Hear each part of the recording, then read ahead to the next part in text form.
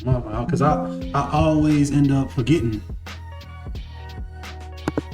Yup, manage broadcast. Now you can select existing broadcast. Oh, What the fuck? What the fuck? What the fuck? This shit tripping. Nah, see, it's tripping. I just did some shit. just click start streaming again, because it still ain't streaming. So Yeah. manage broadcast, existing broadcast. Oh shit, that's because this damn thing. Yeah, it was in the way. Tap Oh, the yeah. master one, and then select broadcast and start streaming. See, that's a hell of a lot more efficient. Now, when you go back to live, you should be live. See. Yup. All right.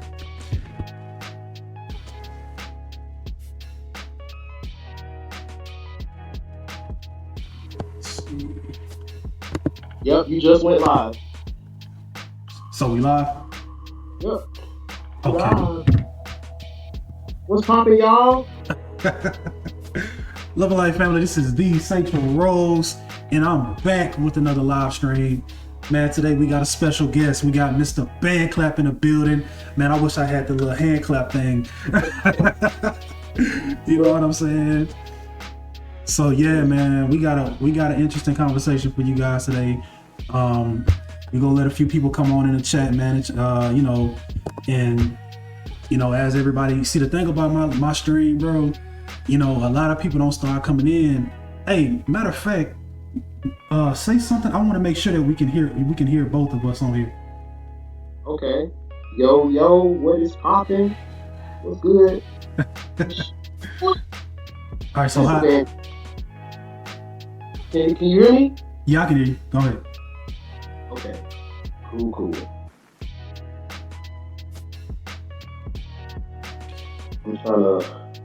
I'm trying to hurry up and create a thumbnail right quick. No, we live. Hey man, the audio is perfect. You know what I'm saying? So yeah, the audio is perfect, man. The audio was perfect. So yeah, man, this is about to be a dope conversation, man. You know what I mean? Let me know when you get everything set up, bro. You know, until then, man, I just want to introduce you as, you know, like I said, Mr. Band Clap, man. Y'all go ahead and go check him out. His channel will be in the title and in the description. After I go ahead and edit everything, you know what I'm saying? We've done a lot of work together. We've done a lot of live streams, man, and it's an honor. It's an honor to be able to, you know, go on, you know, get on my platform and introduce him. So y'all go ahead and check him out, man. Oh, give me 1 second, bro. Give me 1 second.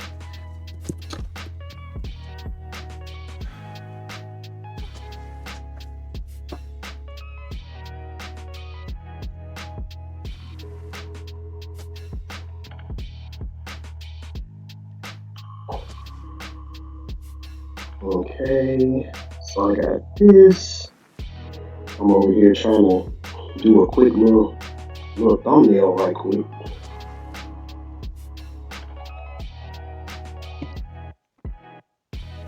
I'm the king of doing stuff on the fly. Thanks. All right, we back. I came back right on cue. I'm the king of doing stuff on the fly. Yeah, man. So yeah, today, man, you know, this is definitely about to be a dope conversation. See, you know, we were having a conversation, you know, offline, you know, and I feel as though that this needs to be talked about, man. You know, just especially with what I've been seeing, what we both been seeing, you know, as far as social media and just out in the, you know, just in general, you know, with how everything is going and how, you know, especially this being men's mental health, you know, month, right? This is like men's mental health month, you know, the awareness of that, you know, and us going through our own experiences as men, you know, our own, you know, trials and our own, you know, experiences, man. I really want to get on here and talk about self, just that self-discipline and that self-control and just that divine path to being the divine masculine. You get what I'm saying? And one of the things that I've been noticing with myself is that, it's not enough to just say that, I'm a man. You get what I'm saying? It's not enough to just say that I'm this or I'm that. There's a lot of how can I put it? There's a lot of work that goes into having that title and having that, just being in that divine role of, being a masculine, a true masculine. And I feel like right now, me personally, from what I've seen, man, what they're trying to, how can I put it? What they're trying to mold the masculine man to be is something completely opposite of what we both have seen in our lives with our uncles, dads, whatever the case may be. You know what I mean? It's the complete opposite of that, man. And I personally can say that although my family, the men in my family, they have their faults, but at the end of the day, man, they were men and they were masculine. I'm sure, Band Club, you can say the same thing, man. You know what I'm saying? And I'm sure you can speak on your own experiences, growing up and just seeing the men in your family and growing up and learning from them and how that molded you. You know what I'm saying? Yeah, definitely, man. Me, I was raised up,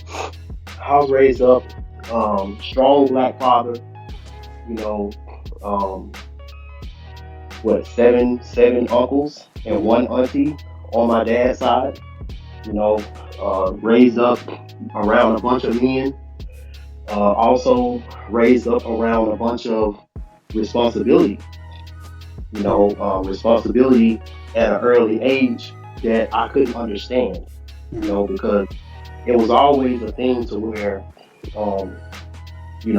lot of my cousins were under me.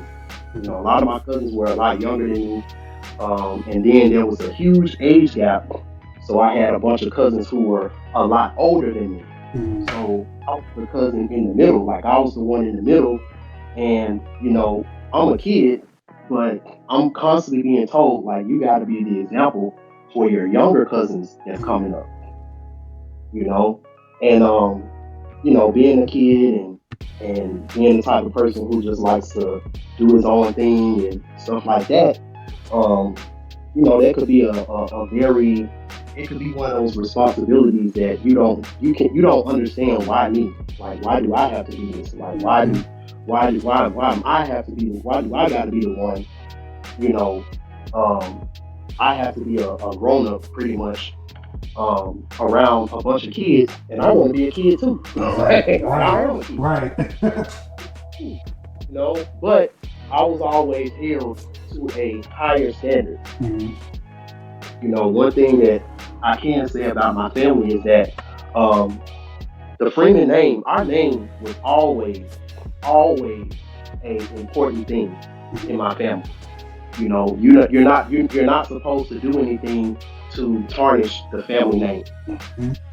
And I feel like that's one of the things that in this generation that I'm in now, I understand why my dad was so hard about that. Mm-hmm. Because a lot of these kids out here, a lot of these young adults and even adults, around our age, there's a recklessness. There's a recklessness and there's like a disregard of family. Exactly. There's a disregard of legacy. Right. I was just reading something earlier. I was just watching a video and talking about the different scammers, the different scams and stuff that's being played with, as far as in the black community. Mm-hmm. And one of those scams is the scam of legacy. Mm-hmm. Have you ever heard that? Now it's to the point where if you're talking to somebody and they trying to offer you a job and they start talking about legacy, now it's a scam. Right. Yeah. Because when you think about black kids, mm-hmm. You don't think about black kids that got a father. Mm-hmm. You don't think about black kids that got a family. Right. Where you can leave a legacy, Mm-hmm. where you care so much about your name and bring prestige to that name. Mm-hmm. Um, that makes you want to build a legacy, stuff like that. Um, it's one of them things to where being a hotep or being conscious Mm-hmm. can also uh, be lead to a negative situation if you let it get there. Mm-hmm. Because, the first thing that you find out when you come into consciousness is that, oh, my slave master gave me my name. Mm-hmm. Right. Right. My slave master gave me this name. And I don't need to honor this name and all this kind of stuff. Mm-hmm. And one of the things that I always talk about, especially in my readings, Mm-hmm. is that your name is extremely important. Your name is extremely important, to the point where I honestly feel like we chose our names. I feel like we had some type of telepathic connection to our parents, to where our parents, we told our parents what we want to be named. That's what I feel. But yeah, man, that's some of the things that I can say in my life, that has taught me about being divine masculine. Um, being around those uncles. Um, none of my uncles had any issues with the law that I know about. None of my uncles drink or smoke. You know, I've seen situations to where my uncle's back was against the wall and they depend on God. They depend on each other. They depended on the family. To get them out of those things. And this is all the type of stuff that I grew up with. So I understand the importance of legacy. I Right. understand the importance of community. I Mm-hmm. understand the importance of brotherhood. You know, and these artificial constructs that they make us to believe that we can get rid of the real thing and Mm-hmm. just be in this artificial construct of brotherhood, this artificial construct of masculinity and stuff like that. It's not going to produce the same result, Mm-hmm. and that's what we're seeing now: a bunch of hyper masculine Yep. wannabe alpha males that don't even know what that is. Mm-hmm. you know, Exactly. Right. bunch of hyper masculine, pussified Mm-hmm. wannabe alpha males. Right. Exactly. and, and, and when they get in front of some real, Mm-hmm. they can't even handle it. Like they can't have a smart and intelligent Conversation. conversation Yeah. amongst people. Yep. Because one thing I can say about men, divine masculine men, what 50 Cent say, I can look at you and I can see the bitch in you. Mm-hmm. Facts. Facts. Facts. no, No, that's facts. they gonna point that out Every time. Every single time. If you got something negative, like if a man is really trying to give you some game, Mm-hmm. and he see that being combative and Mm-hmm. being effeminate Yeah. and stuff like that, it shows you what as a man that you need to work on. Mm-hmm.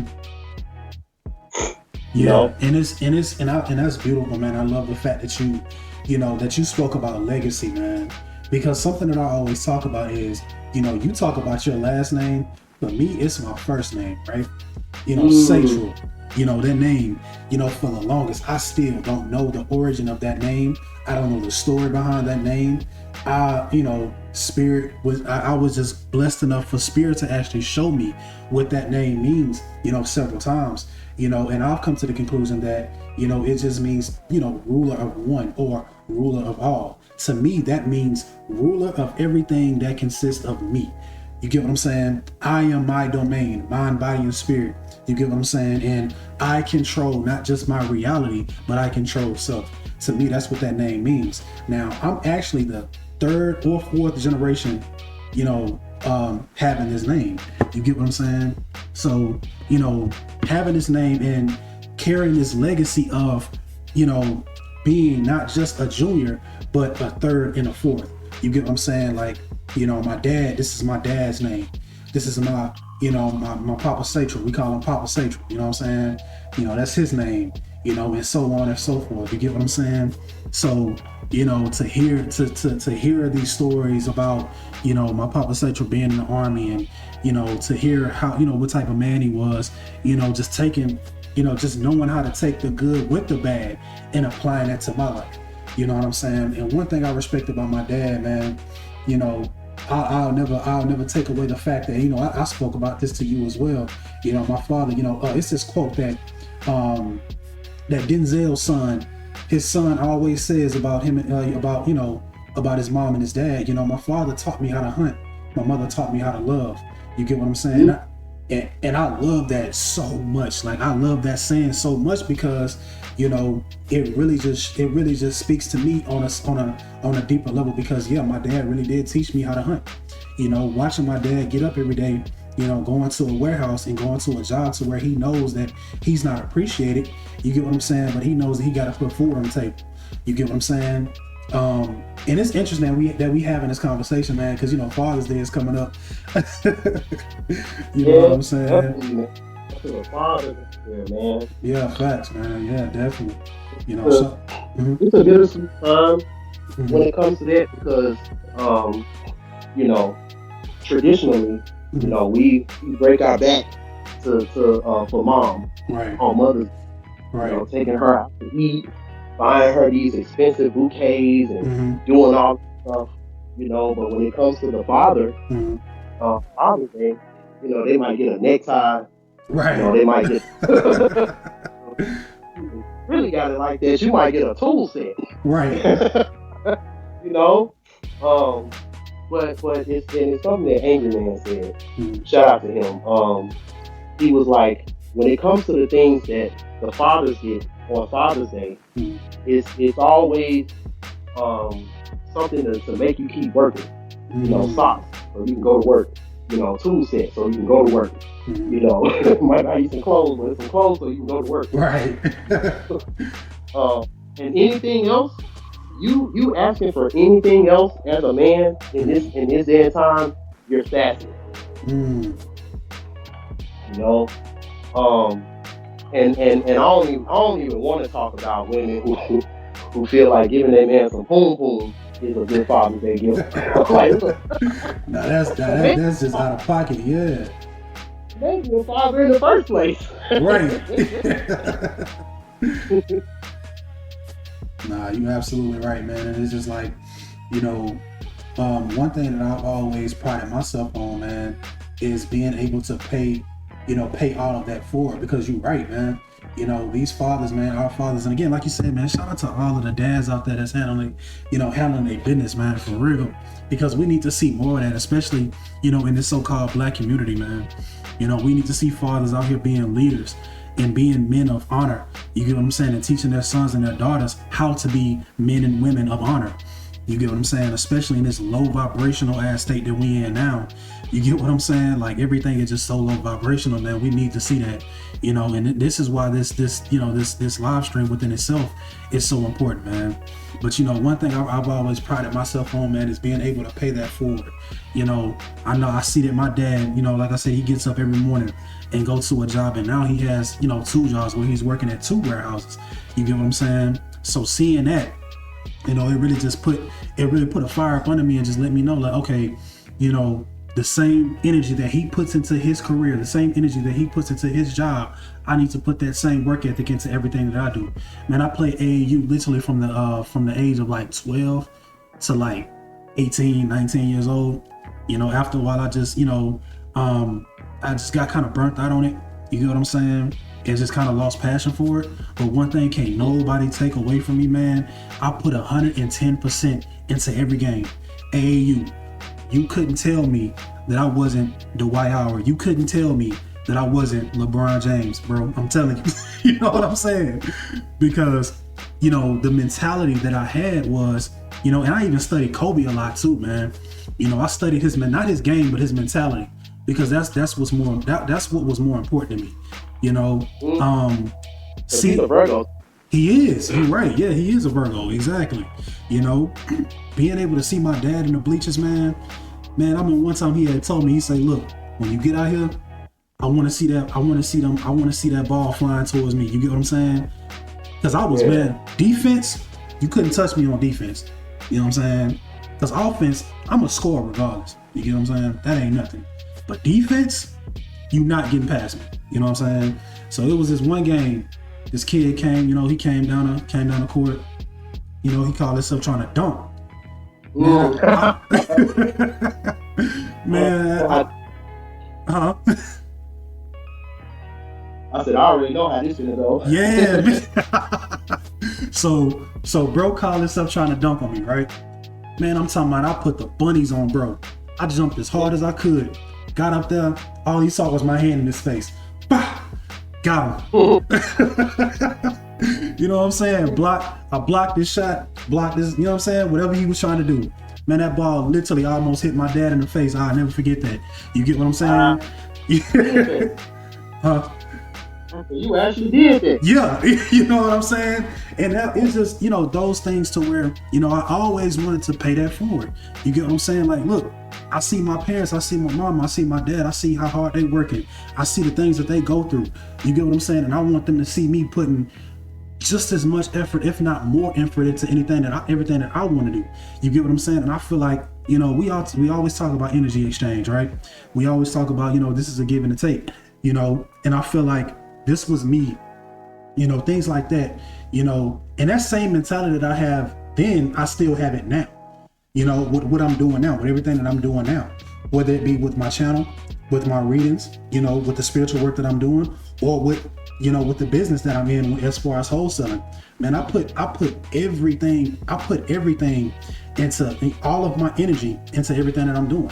You get what I'm saying? Because I've seen how hard my dad works. I've seen the things that he's gone through. It's a lot of stuff that I know about that he doesn't even know that I know. You get what I'm saying? And you know what I'm saying? So it's like, you know, and I have to say, man, although me and my dad's relationship isn't where I would like it to be, I still respect my dad. You get what I'm saying? And I can still talk about him in this high regard. You get what I'm saying? So, you know, yeah, man, y'all like, share, and subscribe, man. You know, this definitely gonna be a good one, man, for real. It's definitely gonna be a good one. But you know, like I said, man, I can still, because I still see my dad as that divine masculine as well. You know, he's fighting his own battles, he's fighting his own, you know what I mean, demons, Yeah. and I do my best to, you know, kind of guide him through that. You get what I'm saying? Because just as much as I've learned a lot from him, I would like for him to learn a lot from me. You get what I'm saying?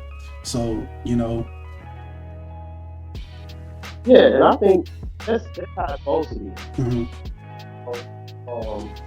In a perfect world, Mm-hmm. your son is supposed to be your successor. Mm-hmm. That's how it's supposed to be. Right. You know? It's just in this, a lot of times in this world that we're in, you know, it's a situation to where everybody is figuring it out, you know, as we go, and people have this programming that they feel like they need to uphold, and you know, that was a lot more prevalent back in our father's time, Right. their fathers. Right. You know, tradition was a really, really big thing when it comes to black people in our community and stuff like that. You know, tradition was always a big thing. You know, so at a certain age, you know, you're, especially as a man, you know, at a certain age, you're looked at as, okay, you know, you're not a little boy no more going to school. You know, now you're one of us. So, you know, certain things are to be expected of you at a certain age.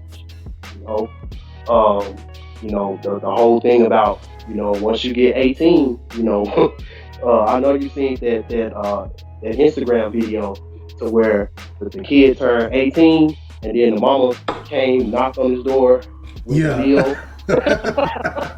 All right, you know, you graduated, you know, that's fun, you know, I was happy for you, clapping for you, all this stuff. So now let's get down to business. Yeah. Which one of these things you want to pay? Right. Right. Hey, You know what I'm light saying? bill, the phone bill, 9 times out of 10, it's already in your name. Right. It's already your name anyway. Exactly. It's already in your name. So You know, it's your inheritance. That's your Hmm. inheritance Right. in the community. Yeah, That's your. that's your trust fund, exactly. But it goes a lot deeper than that. Hmm. You know, because another thing that people don't like to talk about, especially in the black community, Hmm. if you're not married or if you don't got kids within a certain age, you're looked at in a weird way Hmm. in the black community. It's probably it's like that in a lot of communities, other races. Hmm. But I know with us, you really get looked down upon if you're a certain age like me. I'm in my mid 30s, no kids, um, no baby mamas, none of that kind of stuff. No, none of that. And in the upper echelon of the black community, it's almost like, okay, what you doing? What's going on? You falling behind, you falling back. But the thing about it is, our parents and a lot of our parents and a lot of our grandparents who, adhered to the tradition, that's why a lot of us struggle. That's why we struggled a lot growing up, because if you talk to a lot of your parents, you know, they'll tell you like, look, we was young. We was young when we had you. We didn't know anything about having a family and raising kids and all this stuff. We was just figuring it out, you know. Definitely, yeah. And I feel like that's one of the traditions that now a lot of these men now are smarting up. They're wising Hmm. up. They don't want to be like their absent father, Yeah. or they don't want to be like the father that was in their life that was miserable Hmm. and gave up on all his dreams because um, he had kids too early Hmm. because he felt like that was the manly thing to do, Hmm. is to have kids when you're 15, 16, 17, 18, 19. Right. Sometimes getting married, because my grandparents, they were married at 19. Hmm. You know, my grandmama didn't have no hot girl summer or Right. a hoe. Right. you Exactly. know, my grandmama didn't have no hot girl summer, didn't have no city girls. She wasn't doing none of that. Hmm. She was married. As soon as she graduated, she got married. Got married, yeah. No, Definitely. because that was the standard. That was Hmm. the standard. And in this time we're in now, a lot of these standards are being broken. And I talked about this in my live stream about the Matrix. Hmm. It's being broken because the oracles were the ones who were responsible for keeping those traditions together. Hmm. Whether they were good or bad, because not all traditions are necessarily good, but it gives you structure. In a feminine type of way. Hmm. You know, um, so yeah, Yeah, man, and that's I love that, bro, because it's like, I'm looking at my granny, for the longest. I'm up here thinking about it. My granny, she kept my papa's name. She kept my papa, his name was Tom Mosley. Tom Mosley Jr. You get what I'm saying? She kept that name all the way up until she passed. For whatever mm, reason, I personally don't know, but I respect that. And my mom, she has that name, that last name. My uncles, they both have that last name. You get what I'm saying? And I look at the type of man that, my papa was, man. He was an artist. You get what I'm saying? My papa was an artist, man. He did a lot of artwork for different churches and different museums, and he also did different theatrics as well. He was also in different plays. You know what I'm oh, saying? Yeah, man. My papa, man. He's been all over California. From Texas to New York. Things of that nature. And I don't know, how far that goes, because he never really talked about it, and I never really, I was too young to even ask about it. But um, I can tell you that a lot of the things that my papa instilled in me, man, you know, that man really is the reason why I move the way that I move. He's the reason why I have so much self-respect and integrity for myself, man. And I'm gonna be honest with you, I would have to say that my papa was my Obatala. You get what I'm saying? Because of the simple fact that, man, without him, man, I'd be a crash out. I'm not I'm not even, well, probably not to that extent. You get what I'm saying? Not probably not that extreme, but you know, I definitely wouldn't be on the path that I'm in, that I'm on now. You know, one, the simple fact that, you know, he believed in something and believed in himself so strongly and just so, you know, just undoubtedly believed in himself. I respected that. You know, I watched my papa struggle. He was also in the army as well. You know, he also went to the army. He was a sharpshooter in the army. You know what I mean? And I see the discipline that gave him. Seeing my papa struggle, but also doing these beautiful pieces of art and going to different museums and pitching those out, those, you know, selling those different pieces to different museums in the city of Houston, man. You know, it didn't matter where he was in life. It didn't matter, you know, what his mental state was, you know, because my papa, he dealt with depression. He dealt with anxiety just as I do, you know. He still kept going. And that was such an inspiring thing to see, man. You know, I remember one time, you know, and this is where the integrity comes from, man, and the self-respect. It was one time where him and my dad was talking. I'll never forget this, bro. I was a conspiracy theorist when I was a kid, right? And I used to think the world was about to end. To a certain extent, it kind of did, you know. But they were saying that basically, if the closer the Earth gets to the sun, it's gonna blow up, or whatever the case may be. The sun is gonna blow up, or whatever. And I found it. Yeah. It's gonna blow up. Yeah. Right. So that's what my little brain was at, you know, at such a young age, man. I'm like, see, I'm looking in the book. I'm like, look, it's right here. It's right here. It's right here. Y'all, look, we gonna die. So, so I'm just so like, you know, really adamant about showing them this. And they were talking, and my papa stopped me. He said, look, Satrilrose, whenever you see two men talking, or you see two people talking in general, you say, excuse me. You don't interrupt. You get what I'm saying? And yep. You know what I'm saying? Whole conversation, yep. Exactly. And that within itself, and the way he did it, so calm and so collect, like he was just so, you know, stoic, you know, in his sayings, like in his, you know, and I just couldn't help but to listen, man. You get what I'm saying? It was another situation too that happened, right? When I got a little older. I had to be around 7th, 8th grade. My little brother, you know, my mama had told her, you know, it's one of them days, man. You know, mama get up Saturday morning, she cut that music on, man. It's time to get up and clean up. You know what I'm talking about? So, you know, we got up, and, you know, I think I was like maybe like washing the dishes. I had took out the trash, or whatever the case may be. And man, my little brother, man, he used to get into this space to where, man, you know, they tell him to clean up. Oh man, I don't feel like, you know what I'm saying? So he mouthed it off. What kind of house you was raised up in where that was a choice? Right. You know what I'm saying? So what? Oh, choice? Yeah. I'm not doing. Right. Oh my God. Man, so it kind of irritated me, man, because I'm like, I told him, because he, you know, my brother, he either wants to go outside or he wants to play the game or whatever, right? So my mama, she fussing at him, she, you know what I'm saying? Tell him to clean up the room or whatever. And at that time, me and my brother, we shared a room, you know? So I told him, I stopped him in the hallway. You know, he got an attitude or whatever the case may be. And I stopped him. I say, look, whenever mama tell you to do something, bro, you don't complain, you just do it.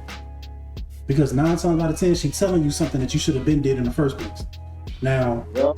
And with me, the way I was raised up, it's also another caveat to that. Yeah. Do it the first time. The first time I ask you. Exactly. Not the second time, not the third time. The first time I ask you. Exactly. So do it. So I told him, I say, look, whatever you trying to get to, bro, it's not going nowhere. The game is gonna be there. Outside, go be there. You know what I'm talking about? The quicker you get this done and you do it thoroughly, I promise you can enjoy the rest of your day. Man, you ain't my daddy, he going off. So my papa stopped him. He say, Savion, whenever your brother tell you something, he's not gonna tell you something, he's not gonna tell you the wrong thing. He's not gonna tell you something that's gonna lead you down the wrong path. He's telling you this for a reason. Whenever he tells you something, you listen. You get what I'm saying? And the fact that my papa, you know, because I wasn't, at that point in my life, I wasn't used to that. You get what I'm saying? I was used to everybody going against me. But the fact that my papa actually stood there and told him, like, look, he's not telling you the wrong thing, that spoke volumes to me as well. You get what I'm saying? So a huge part of the reason why I am the son that I am, the brother that I am, the man that I am today is acquitted to both, you know, not just my biological father, but my grandfather as well. You get what I'm saying? My papa, you know, Tom Mosley, you know, rising power to my papa, man. You know, he passed away in 2017, man, and that honestly was, you know, one of the most heartbreaking experiences that I've had to go through in my life, but also an awakening of mine as well. Because I knew that, you know, like you said, you speak about legacy, you know, man, me and my papa, we look so much alike. So it's like, you know, it's my duty to be the man that I know that he wanted me to be. You get what I'm saying? Despite, you know, despite all of the things that I've heard about my papa from the past, I know the man that raised me. You get what I'm saying? You know, I know the man who instilled self-respect, integrity, you know what I mean? Discipline, you know, that's the man I know. You get what I'm saying? So, you know, it's amazing that, you know, that we can have these conversations about our grandfathers and have these conversations about our fathers, man, because it needs to be had. Because just as much as the divine feminine is important, the divine masculine is just as important. You get what I'm saying? So yeah, man. Something you said was very important. You said something about you know, when your brother was talking back, because that's what we call him, talking back. Right. And then you still had a divine masculine in the house. You know, that brought order. And the way he brought order, it wasn't on no aggressive shit. It's just what it seemed like to me. You know, and that if that don't explain Obatala, I don't know what else does. Exactly. Because that's exactly you know, talking about the Orishas, that's definitely the type of energy that Obatala had in order to build Shango up to be the king and the ruler that he ended up being. You know, because you lucky that you was raised up with your grandfather. You know, me, my grandfather on my dad's side passed when I was 3. What my grandmother always said, your granddad was crazy about you. You know, your granddad was crazy about you. You know, and it's crazy because for the life of me, I don't remember my grandfather, and I remember they used to always, like, especially when I got older, I would be crying, you know, to my mom and like, oh my, I don't remember my granddad, because I remember everything about when I would go to my grandmother's house. I would see, because my granddad is funny because I feel like I smoke cigars because of my grandpa.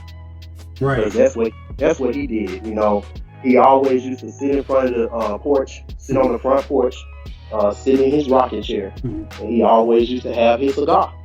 Right. You know, that's what he did. That's what gave him peace of mind.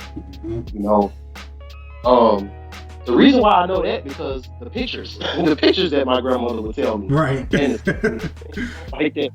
You know, it's crazy because I understand why that gives him peace of mind now that I'm older. You know, those simple things. Because think about it. You know, my grandfather, he had to raise 9 children in the height of Jim Crow, in the height of, you know, you talking about back in the day. You know, my oldest Uncle Thomas, it's funny, he said your grandfather's name was Thomas. Right. Oldest uncle name is Thomas. My Uncle That's Thomas. Crazy. Yeah, and my little brother, his middle name is Thomas. Oh, My grandfather's middle name is Thomas. James Thomas Freeman. Oh wow, that's crazy. I didn't know that. Yeah. Wow. That is wild. Yeah, it is, man. But yeah, my Uncle Thomas, you know, he would tell me stories about how he used to have to pick cotton, you know, in Mississippi. You know, so coming up in that time, you know, raising 8 boys and 1 girl, you know, during this time, you know, the height of Jim Crow, and living in Mississippi out of all places. You're living in the country, you know, trying to do the best that you can to provide for your family. And then, let's just throw in there that he got a beautiful woman that can pass for white as a wife. Because my grandmother, she looked like a Native American princess, like a super super light skinned Native American princess when she was younger. She could definitely pass for white. But back in the times of where where things were, that was actually very dangerous. Yeah, it was. Yeah. Extremely dangerous. So, my uncles would tell me about all the times where my grandfather would have to, leave home and go to different states and go to different, cities and stuff like that, trying to find work. And, they just had to trust that, one day he gonna come back home and, he'll have, some work or whatever. He'll have some money to be able to provide or whatever.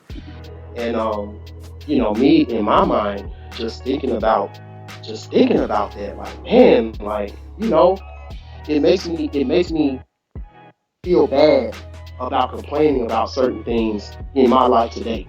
Because it's like, dang, our grandparents had it a lot worse. Right. And it makes why they were so strict. Like my grandfather both of my grandfathers actually, on my mom's side and my dad's side, they're both known for being very mean, extremely mean, and extremely strict.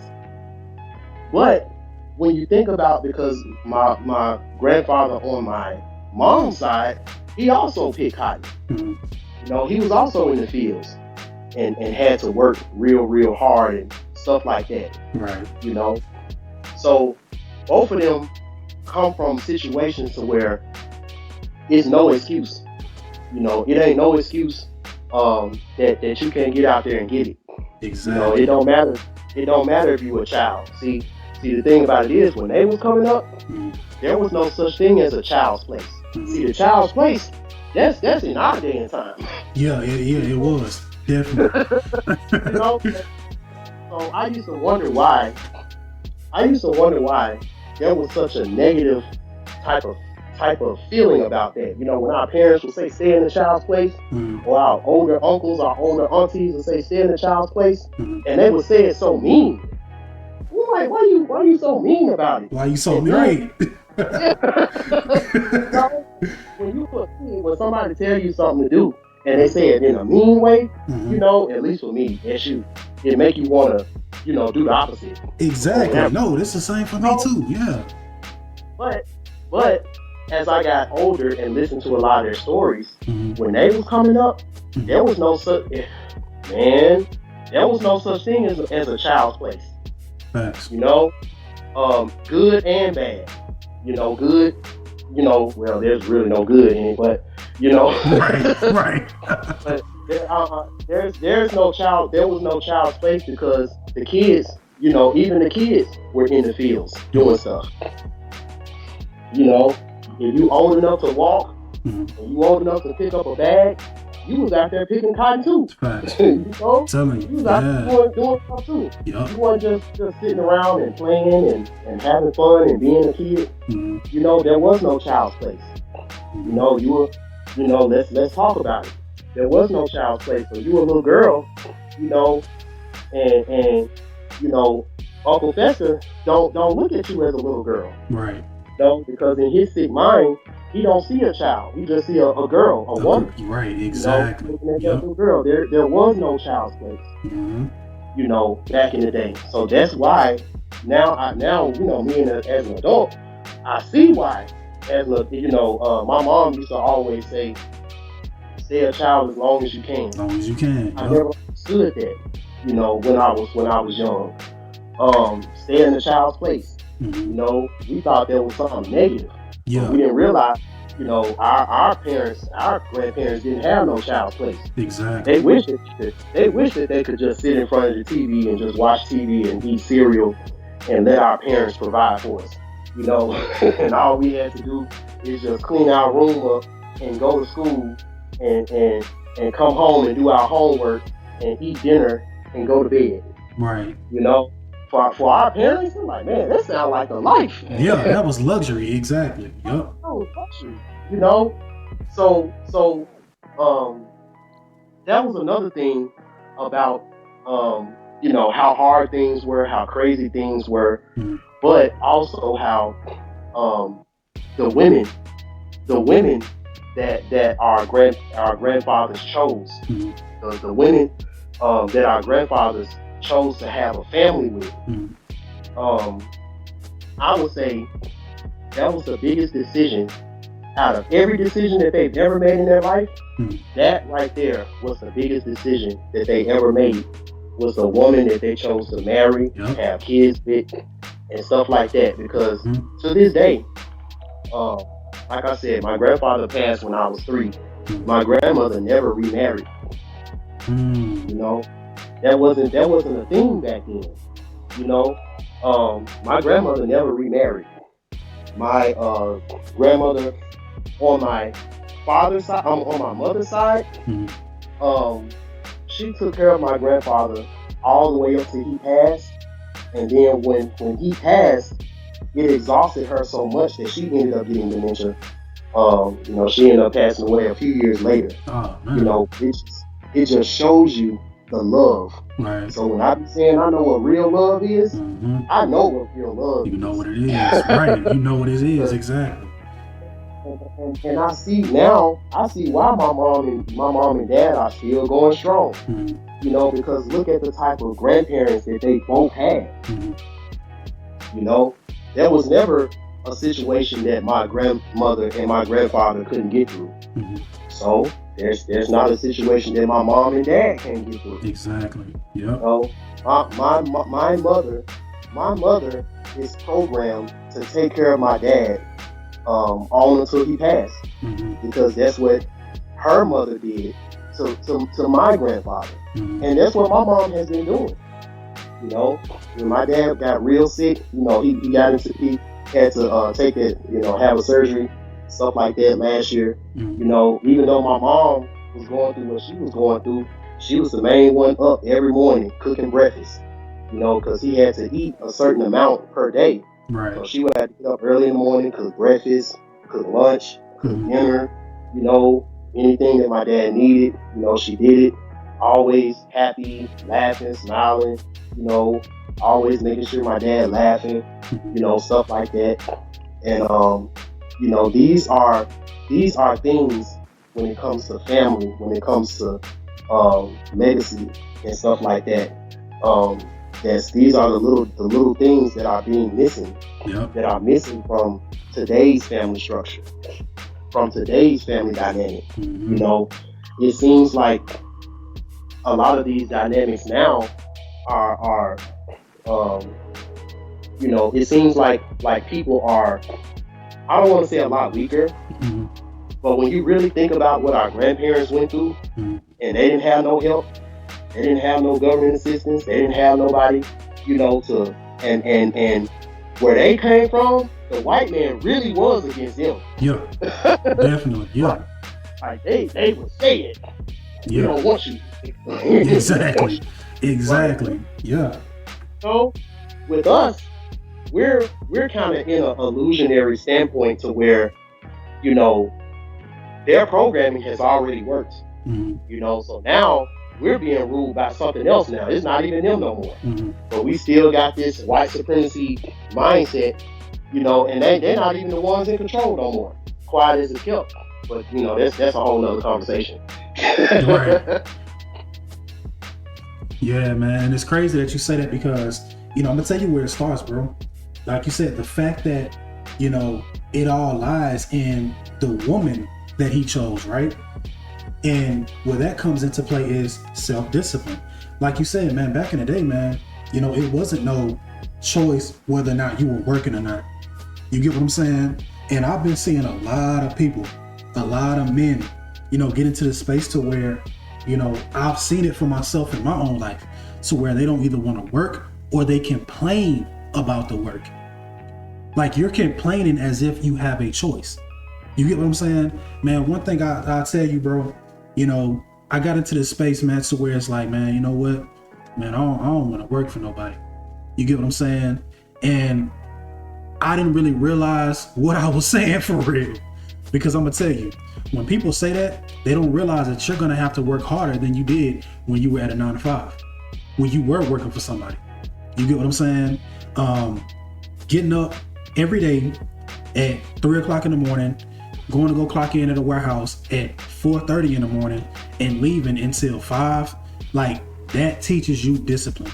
That shit will get, it literally separates the boys from the men. You get what I'm saying? Like going into a freezing cold, like warehouse, like imagine an entire warehouse and it's literally 0 below almost. You get them 30 below almost, right? You unpacking. Yeah. You got. Well, I worked Tyson Chicken. Yeah. I worked at Tyson Chicken. Yep. And it was like that. Yep. And you know what? I was working at Cisco, and it's like the same thing. Like a meat company / like they sell like condiments and stuff like that, like little, you know, ketchup packages and stuff that you put in like different, you know, restaurants and, you know, things of that nature, right? So you had the cold side, they had what you call the cold side, and you had the dry side, right? Because in that cold warehouse, man, it was wet. Like, I'm talking about you going there, man, you liable to fall. You know what I'm saying? I should have failed. Probably could have got me a check. You know what I'm saying? But, you know. But yeah, man, you going in there. I remember it was one day, man, because, you know, around this time, man, it was cutting close to like Thanksgiving, Christmas. Man, I had a whole truck. They had put me on my own truck. Had a whole truck. And I'm unloading a truck full of turkeys. It had to be about almost 50 pallets in there full of turkeys, man. It was crazy. I'm talking about, by the time I left work that day, man, my hands were so free. My hands were so cold, they were numb. You get what I'm saying? And then on that other side, you know, you coming from that environment, then you got to go over here to this dry side. Now on that dry side, you got to take all of that off. You get what I'm saying? Because if you don't, you could potentially either pass out or, you know, your body go overheat regardless. Because it's going to be so hot over there. You know what I'm saying? It's going to be so hot over there for whatever reason. You know, it could be cold outside, but for whatever reason, it's so hot over there, you going to have to come up out of all of that. You go, whatever jacket, sweater, whatever you got on, you going to come up out of that. You know what I'm saying? So that being my first job, that taught me discipline. That really taught me, like, you know, you say that this is what you want to do. You have to do it. You know what you signed up for, and nobody's coming to save you. You get what I'm saying? And I feel like a lot of the men back in the day, man, they had that self-discipline. And this is the reason, that's the whole reason why they were able to say, you know what, you're the woman that I want to marry. You get what I'm saying? Because, you know, I feel like nowadays, man, like you said, a lot of stuff is missing from that family dynamic. Why? Because these guys, they want to pick the Instagram baddies. You know what I'm saying? They want to pick the OnlyFans models. You know what I'm talking about? That's what they want to go towards. You know what I mean? Going back when you was talking about the warehouse work, but there was something. It was a parallel that I want to draw. The Shango and the Obata paradigm, because you know what you're talking about. You know, that's kind of like when factories, you know, the factory jobs, and stuff like that. That's when that started. You know, working in the factory, working in the car, Ford plant. Yeah, you know, working in the cow plant, you know, stuff like that. And you know, back then, you could actually make a nice little grip of money. Yeah. Not only that, you know, you got pension, you got retirement, 401k, you know, 401k. It was popping. It was popping for a while too. Mm-hmm. You know, that's why this spell is so hard to get rid of, because that system worked for so long. Mm-hmm. But people forget what was the system before that. Mm-hmm. Before that, you know, when the slaves first got freed and stuff like that. So you got these black families in these huge houses with these acres of land to themselves, or maybe they inherited from the slave master dying or something like that. So before the factory jobs, you know, it was farming. Right. You getting up at 4 o'clock in the morning with what 2.5 acres of land, and you got to get up early in the morning because you know now it's a situation to where literally if you don't work you don't eat. Literally, yeah. Like literally. Yeah. You can't. You can't go to the store. You can't go nowhere because you know they're not too kindly to black people. You know, so you really like you talking about the realest. I feel like the realest entrepreneurs back in those times were the farmers. Like that's what it really meant to be an entrepreneur. But look at everything that they had to do. They had to get up early in the morning before the sun came up a lot of times. So they can start, you know, tilling the land, like doing all this stuff. Like you gotta be one-on-one with nature. Yep. Because you gotta know, like, okay, the leaves are turning a certain way. Now it's time to plant. Now it's time to get the grad. You know, now it's time to get the seeds ready to plant and all this type of stuff. And you got, you know, people, and I'm not saying your brother's like this, but he may complain over mowing the yard. Try mowing 2.5 acres of land. Right. You know what I'm saying? You talking about what is it that keeps you going? The harvest. Like, man, I'm about to have so many pumpkins and spices and potatoes and carrots and you know all of this stuff. You know, so it's like even though you're working, you're also becoming one with nature. You know, the farm girls. You know, let's go there. The farm girls are always the cutest girls. You know, Obatala with Oshun, or not Oshun, but with Yewa in the garden. You know, that represents the farmer and his farm girl and his daughter, the farmer's daughter. You know, see, back in the day, it wasn't the preacher's daughter who was the freaky one; it was the farmer's daughter. Right. Now, the difference between the farmer's daughter and the preacher's daughter, you would marry the farmer's daughter. You know, you would marry her. You know, and it's a lot that goes with that. You know, it's a lot of different skills that farmer's daughter is gonna have from being on the farm. You know, certain things that she just used to doing. Right. You know, but in those times, you know, we're talking about farming and selling some of your harvest and you know being able to make money that way. It taught you a lot about business. It taught you a lot about entrepreneurship. Yep. It's so many things that just being a farmer teaches you. You know, Orisha Oko, the divine farmer.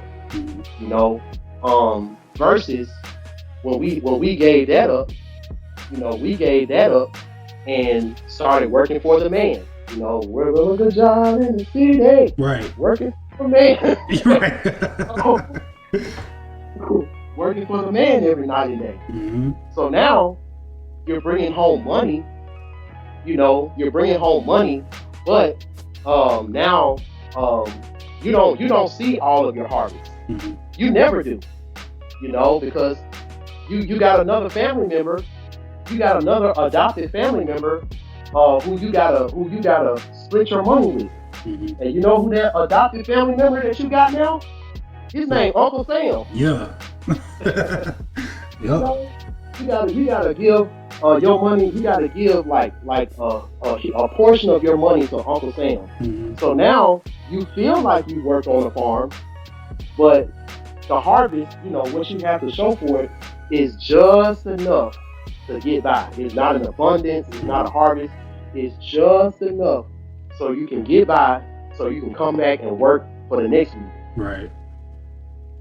Yeah. So when they say our elders failed us, you know, even though they felt like maybe they was having a better deal, but you know, we gotta go back that far back.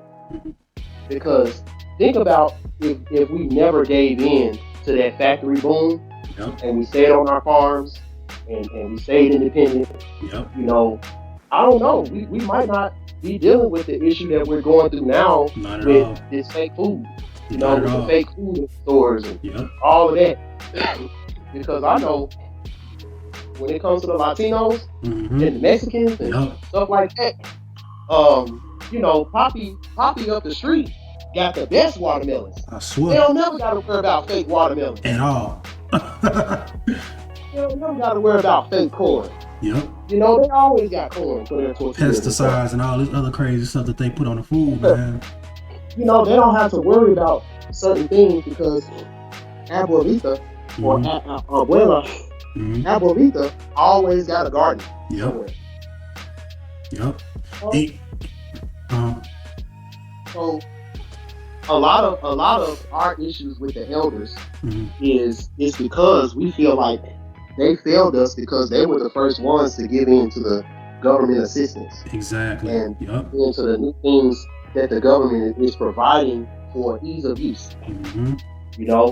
That's really what it is. And our parents are getting on us for the same stuff. Yep. Certain stuff that they had to do the hard way, but Mm-hmm. we got ease of use. Yep. And it comes with a catch that we can't see it. Mm-hmm. It's the same thing about the calculators. When we were coming up in school, using the calculator was cheating. You got to learn how to do everything by hand and all of that. And now, these kids are so connected to their iPads and connected to their phones and all that stuff. If you ask them to spell the word temptation, right, spell the word serendipitous. And you know what? Yeah, I was just saying a lot of grown-ups probably wouldn't be able to spell that word. Oh yeah, I was about to say hold on. But it's funny because going back to that analogy, right? One thing that I want to talk about is ownership. With all of that, you're being also taught ownership, and that's something that they took away from us. You get what I'm saying? We don't know about ownership. We don't know about owning land because, it's funny because what you're talking about, I always talk about this, man. My biggest dream is to have more than over 40 acres. I don't want no 40 acres and a mule. I want 50 acres and about 5 horses. You know what I'm talking about? You know what I'm saying? I'm talking about... Not yet, because you said ownership. Mm-hmm. You said ownership. Not only that, but knowing your worth. Yeah, exactly. Yep. Like you know your worth. Yep. When you stand in front of a huge farm, you got all these fruits, vegetables, herbs. You got all of this, all of these assets, all of this stuff that you can sell. Sell to the whole community, sell to the whole city. Our great grandparents, they used to go into town. They call it going into town. They'll take all they stuff and they'll go into town. And try to sell a lot of their stuff to the grocery stores and stuff. And they would get fucked over. Yep. They would get fucked over by the grocery stores. Not hardly wanting to pay them.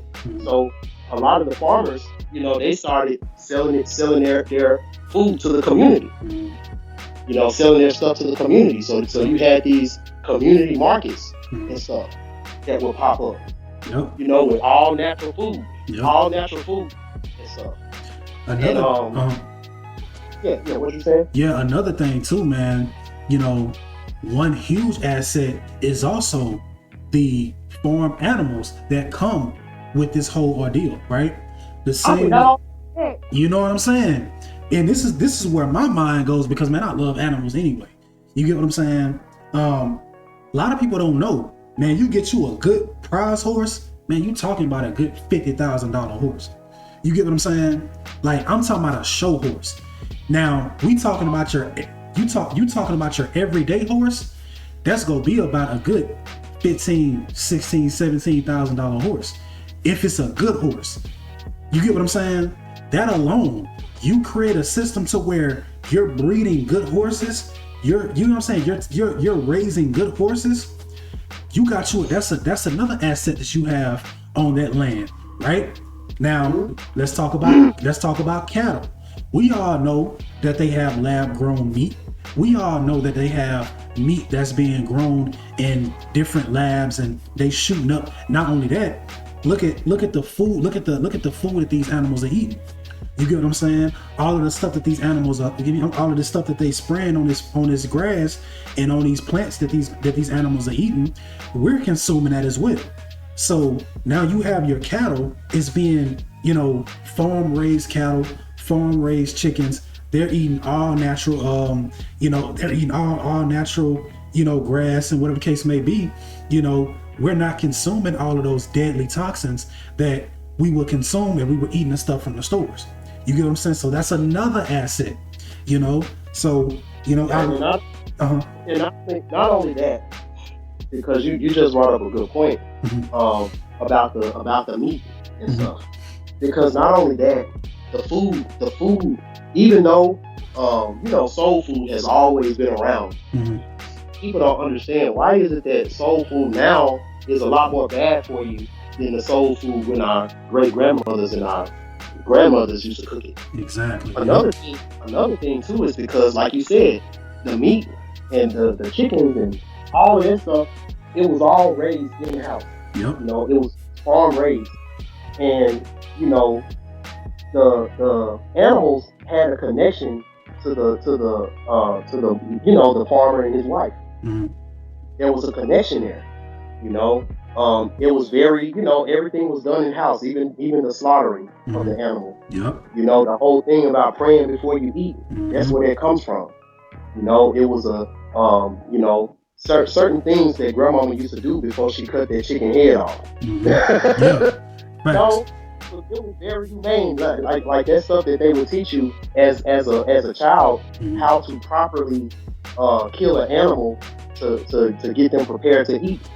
It's a whole ceremonial type of thing. Yeah, it's a whole ritual. Yeah. The food tasted a lot better and stuff like that. Versus now, you don't know where that chicken on your plate came from. Exactly. You don't know what. Yep. You don't know what kind of conditions they were in. You don't know what. I don't want to go this deep, but you don't know what the last thing was on that chicken mind before it got killed. Like, no, that's facts. No, you right. You right. You know what I'm saying? You wonder why you eat this food and you got anxiety. You got like all these issues wrong with you, with your emotions and all of that stuff. And this is the type of stuff that vegetarians and vegans talk about all the time. But it has a lot of precedence to it. And we was talking about the divine masculine. The divine masculine. When grandpa, or you call him papa, when papa takes you out to hunt, because you was talking about, men teach their sons how to hunt. The mother is the one that teach the son to pray over the food. Exactly. Yep. But the father, while the father is out hunting, he's talking to his son, telling his son, like, look, because when we're children, we have these questions. Why do we gotta kill this animal? Why do we gotta do this? Why do we gotta do that? And it's the divine masculine father who tells the truth, to the son and gets him ready for life. Because I say this all the time. If you watch nature videos, and when I say nature videos, I'm not just talking about, there's a little flower. Right. There's a No, I'm talking about that real nature. Bruh. It's some stuff out here when it comes to nature. Nature can be more ruthless than any Chicago shooting that you can pull up. Man, listen. There's a nature video Gangster. that's a million times worse than that. And this is and as a father and son going on that hunting trip, like they will call it, this is what makes you a man. Yep. Like watching that and seeing like, dang, like, the same way that we gotta be in the world is the same way that the animals are. Yep. You know, and it shows you how lucky you are, how blessed you are. Mm-hmm. You know, it ain't no that deer don't got a home. Yep. You know, every day that deer wake up, he got to think about he could be eaten today. Mm-hmm. You know, he could be somebody's lunch today. You know, he can't skip that deer. He can't skip leg day. Facts. You know, he got to be able to go. Cardio. Right? You know what I'm saying? Have you seen some of these nature videos with the gazelle? Mm-hmm. Like the gazelle, it'd be like a flock of them, like a flock of gazelles, and then the lion come darting. Yep. The gazelle, them gazelles gotta run. Like they be gone. You know? And the one who like, you know what? I'm gonna skip leg day today. That's the one that get eaten. That's the one, yep. So nature is in itself. That's the beauty of nature. Mm-hmm. Just being in nature, it can teach you so much about manhood, so much about masculinity, so much about being divine, more than anything in this modern world can teach. Anything in this matrix. Yeah, in this modern world, you know, where everything is ease of use. You don't gotta go to the river and get water. Right. You don't gotta go kill a chicken, or you know, chickens ain't wild, but you know, you ain't gotta go out there and kill an animal in order to eat. You can just go to the store. I don't know who told you that, bro, because you ever seen chickens fight? You ever seen chickens fight? Man, let me tell you. No, what I'm saying is there's no such thing as a wild chicken. Yeah, no, you right. Yeah. Or on the wild. And the chicken, you know, chickens are the easiest thing to catch. Yeah. You know, have you ever seen chicken that fast? And you know, it's funny because, you know, this segues perfectly into what I've been talking about, right? You know, boxing. You know, the art of boxing and knowing, you know, the mysticism behind, or you get what I'm saying, like the divinity behind boxing. Everything that you're saying, bro, it's like it segues perfectly into that. And I don't want to go too deep into that. You get what I'm saying? Because you know what I'm saying, we've been talking about that, right? You know what I'm saying? But the fact that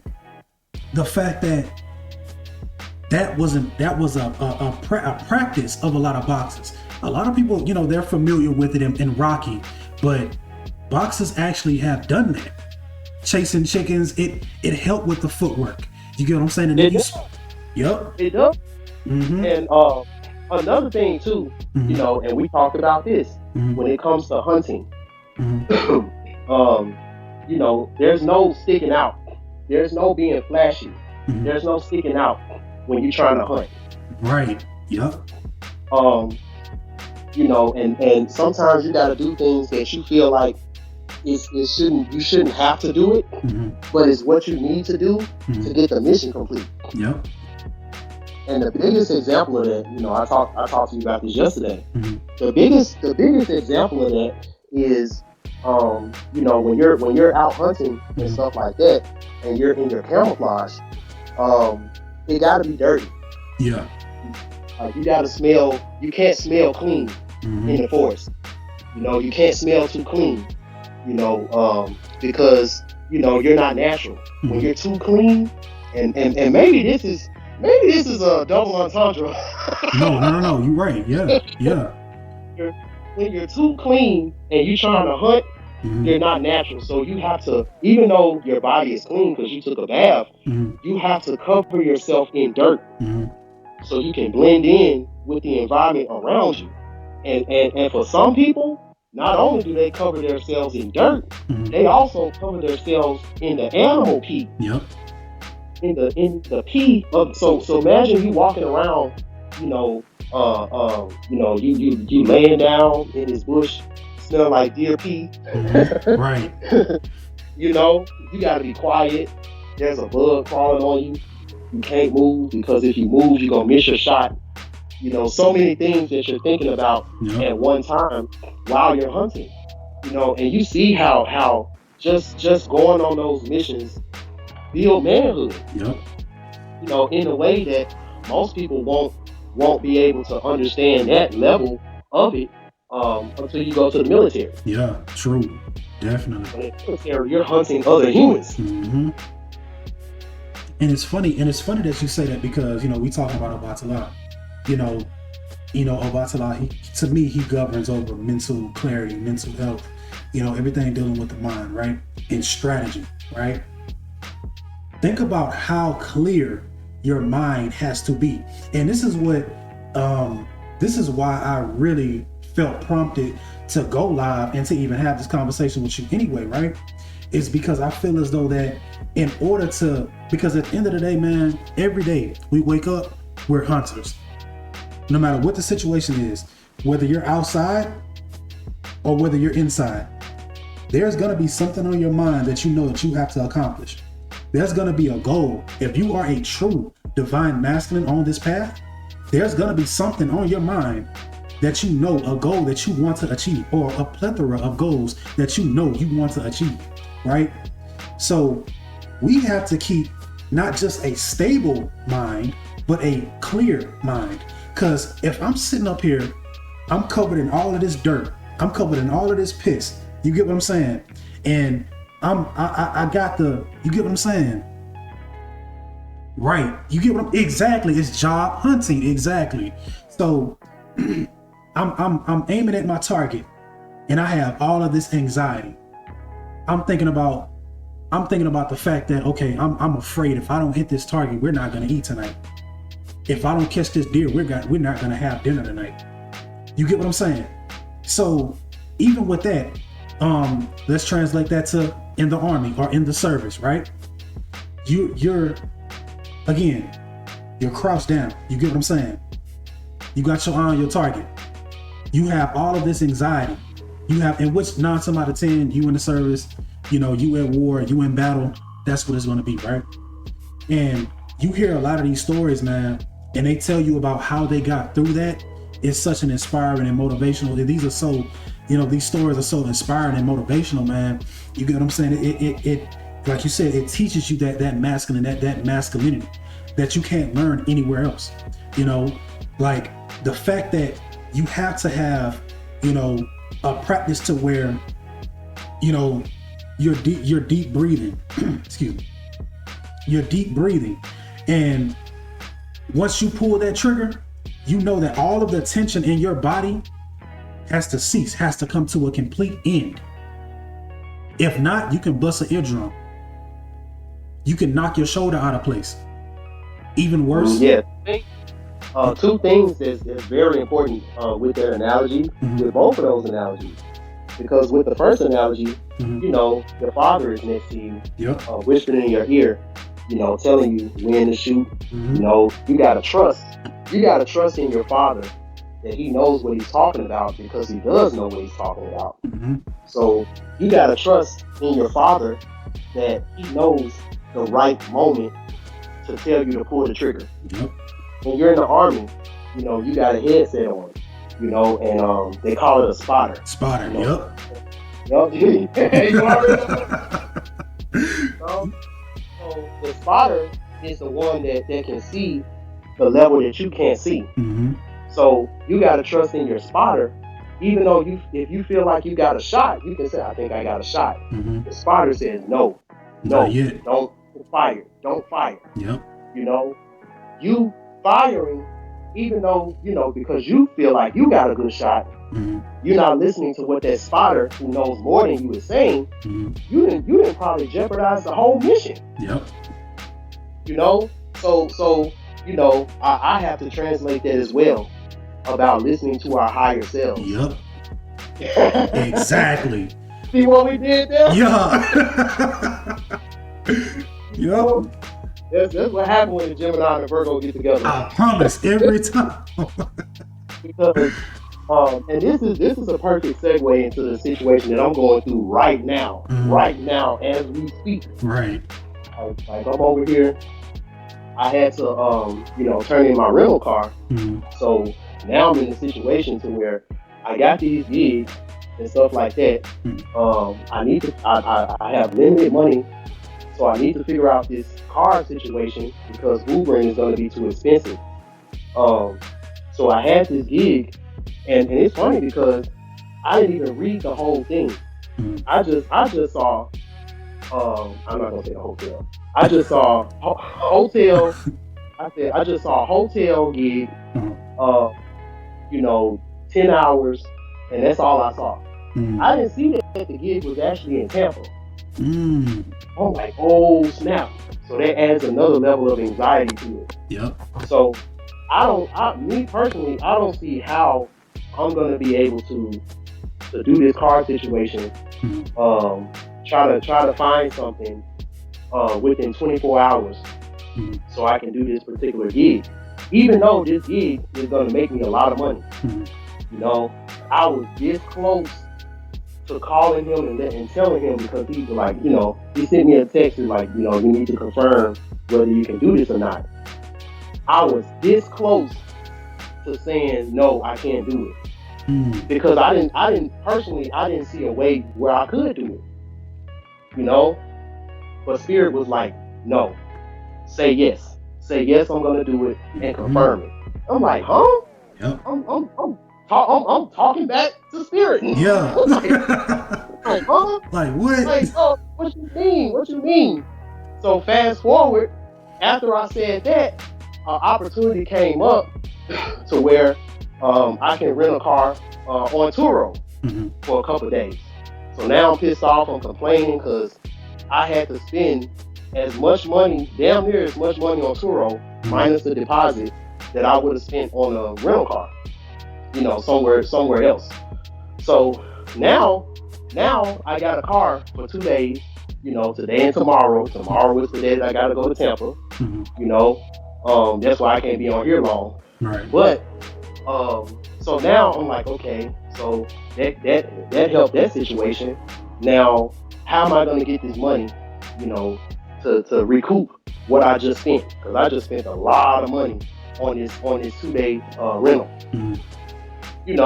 So then Spirit was like, Spirit put this memory in my head.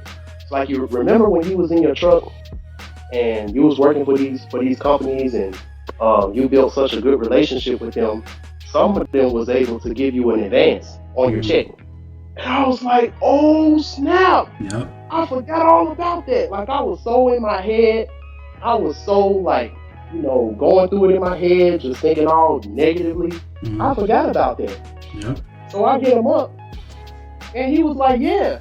Long story short, he was like, yeah. If you come up here and you work, yeah, I'll pay you same day.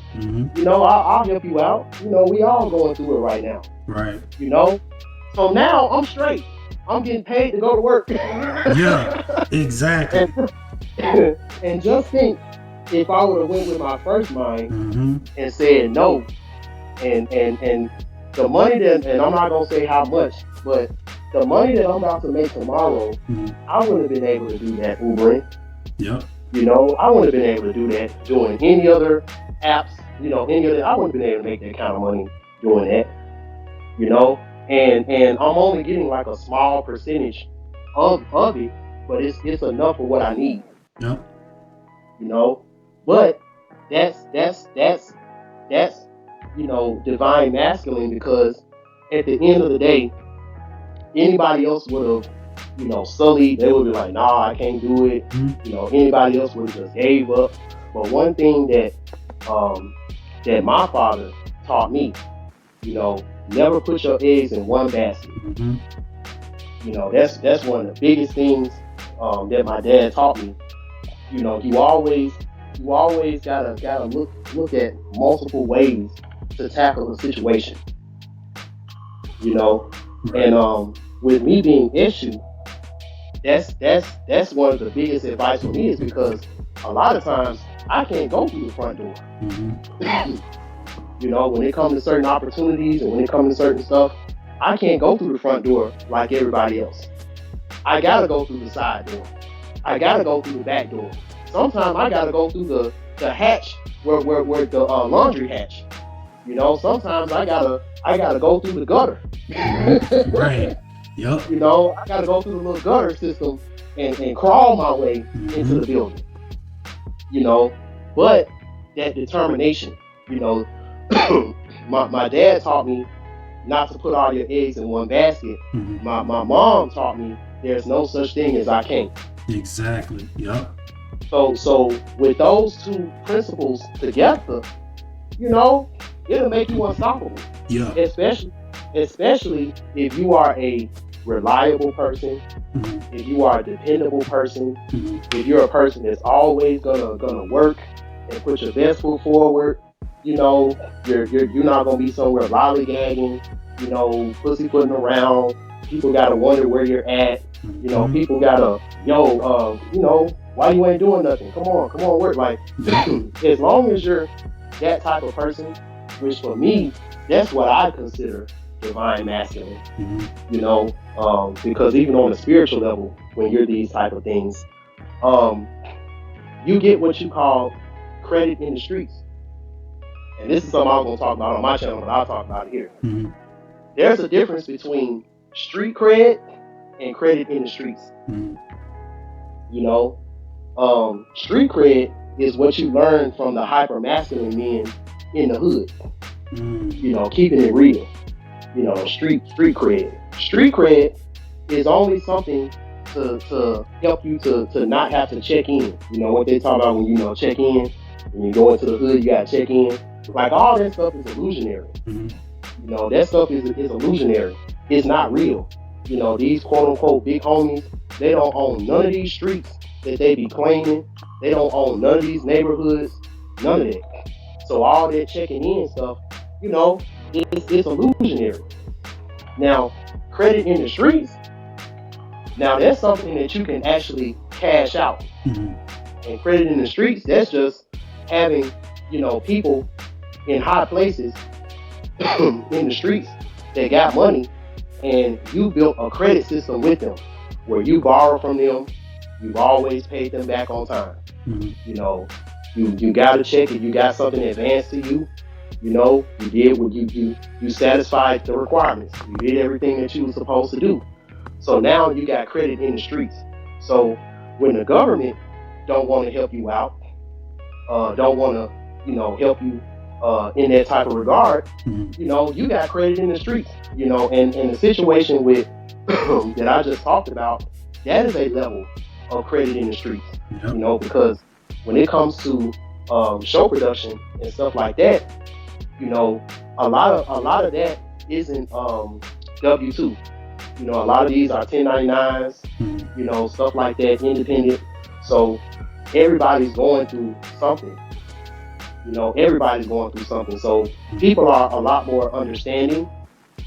Just because somebody is understanding don't mean that they're going to give you a bailout. Right. You know, I talked about that, about the temporary bailout. Mm-hmm. But, you know, just like with the credit bureaus, if you've shown that, you know, I can front you something and then you'll give me back what I asked for, and, you know, sometimes you give me back more or whatever, Mm-hmm. that goes a long way, you know, and especially in the time that we're in now, you know, credit in the streets is going to be the most important thing, especially if you're trying to be in the world but not of the world.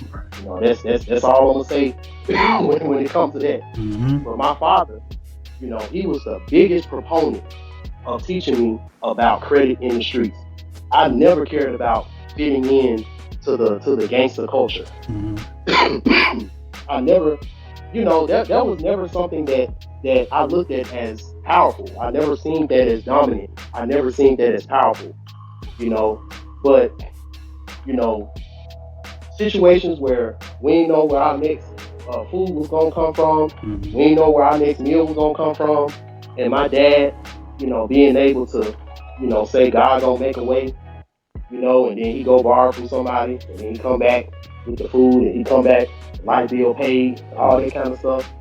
That to me was a lot more respectable, you know, because like I said, you know, when I was a kid, I would ride around with my dad, and he'll be taking me to some of his old neighborhoods in South Memphis, you know, and stuff like that. And you know, all the old heads, they didn't have nothing but good things to say about my dad. Right. You know, my dad wasn't no Tookie Williams. Mm-hmm. You know, he wasn't no Big Meech. He wasn't no Larry Hoover. You know, but in his own special way, you know, he had respect. Mm-hmm. And that's something that I always seen as divine, as masculine. I'm like, yo, I want to be like that. Mm-hmm. When people think about Mr. Van Clapp, oh yeah, he's a respectable guy. Mm-hmm. Um, I don't want people to be like, oh yeah, he kept it real, man. The street, man, he kept it real in the hood. Like, Exactly. Yep. Exactly. That stuff don't mean to me like the way it means to everybody else, but it's because I had that divine masculine upbringing. Exactly. Yep. And that's such a divine idea and mindset to have, because as I said, it's not enough to just say that I'm a man and to stick my chest out. I have to be, what kind of man am I? You get what I'm saying? You have to be a man of value. And I feel like having that type of mentality, it teaches you that not only does it teach you self-worth, self-integrity, but also self-respect. You get what I'm saying? And also ultimately, what we haven't even mentioned is self-love. Because at the end of the day, bro, you have to have love for yourself first, integrity for yourself, respect for yourself, and self-worth first, before you even dish that out to a job, to a career, to a business, to a woman. You have to have that in self before anything else. You get what I'm saying? And I feel like men is what's going to teach you your self-worth. Mm-hmm. I feel like women are going to teach you about self-love. Right. That's true. Yeah, that's true. Yeah, you're right. The women in the family, Mm-hmm. they're the ones with the skin products, with the natural skin products, Mm-hmm. the natural hair products. Oh, you put this beeswax oil in your hair, it'll make your hair grow. Mm-hmm. Oh, you put this aloe vera on your skin. You don't think, mama don't be doing that to dad? Mm-hmm. Right. Rubbing down with the aloe vera, washing his hair with the beeswax. Exactly. And all that. You know what I'm saying? You're right. And you know what? So I feel like it's the women, the divine feminine who teaches you about self-love. Mm-hmm. But it's the divine masculine that teaches you about self-worth and self-confidence. Yep. Yep. Exactly. And all of those things together is what builds your self-esteem. Yep. And this is the factor that I believe a lot of men, especially guys my age, man, I say all the time, man, I'm 25, bro. You get what I'm saying? So it's like, having that within self is extremely important, man. And this segues perfectly to my final thoughts, man. And this is something that I've said in a couple of my readings and to a couple of my clients as well. No one is greater than spirit. No one is greater than, your higher. You're not greater than your higher self. You're not greater than, than spirit. You're not more wise than spirit. So your best bet is to listen to spirit. Listen to your higher self. You get what I'm saying? Man, that was a beautiful segue, man. If you have any final thoughts, man, hey, you know what I mean? So another thing too, Mm-hmm. it's a two-way street. Mm-hmm. It's a handshake. Mm-hmm. If that wasn't the case, then spirit wouldn't need a body to express itself. Right. Right. so not only is it trusting in spirit, but also moving, not only trusting in spirit, but also moving in spirit. In spirit, moving with that type of knowing that everything that you do, that knowing that everything that you do and everything that you're striving towards is something that is a learning experience for you and for your higher self. Exactly. Yep. Because that's what it's about. Your higher self can see things that you can't see, but your higher self can't experience those things without you. Exactly. Yep. Oh, and that's the most important thing that I feel like, um, makes us divine masculine. What makes you divine, in your own special way. And if y'all out there can heed that message, you will be glad that you did. You know I I got see. to end it like that, man. You know I Yes, sir. got Man, this was such a beautiful stream, man. You know, it's an honor to have you on here, bro. You know what I mean? I appreciate everybody who's gonna tune into this. I appreciate everybody who's on in the chat. You know, yeah, man, we go head out, man. Love always. Hey, man, you know what I always say? No matter what, you got to stay shining. I Gotta see. stay, gotta stay shining. Yes, sir.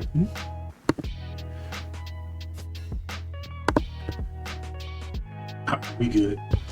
Yo, that was a dope stream. That shit was live. Yo, that was amazing. Man, like I wouldn't have been able to do it on my